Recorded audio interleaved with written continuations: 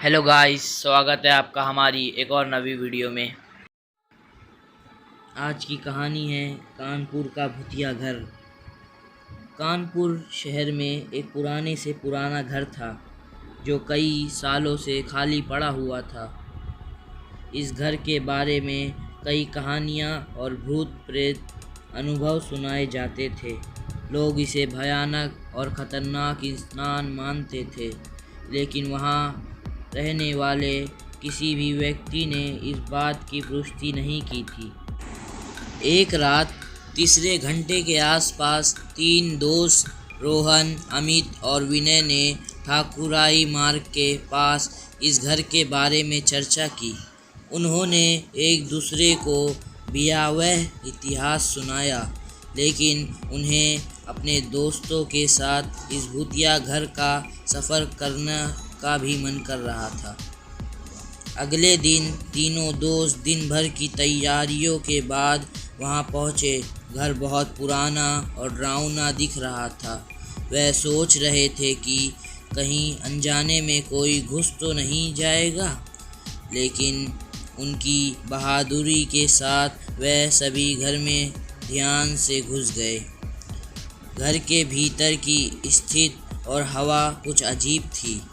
एक दरवाजे की ओर जाने पर एक खिड़की ने आने वाली हवा उनके चेहरों को छू रही थी। उन्हें अजीब आवाज़ें सुनाई दी और वह अजीब चित्रों को देख रहे थे। थोड़ी देर बाद वह उस घर के एक कमरे में पहुँचे जो ज़्यादातर भयानक लग रहा था। वहाँ उन्हें अनजाने तरीके से बंद दरवाजे की और जाने की आवाज़ सुनाई दी। वह डर के मारे दरवाजे को खोलने का साहस नहीं कर पा रहे थे। तभी अमित ने सोचा कि शायद यह सब उनके दोस्तों द्वारा एक ड्रामा हो सकता है। उसने ज़ोरदार अपने दोस्तों को चिढ़ाया और उन्हें बताया कि वह बहुत डरपोक है।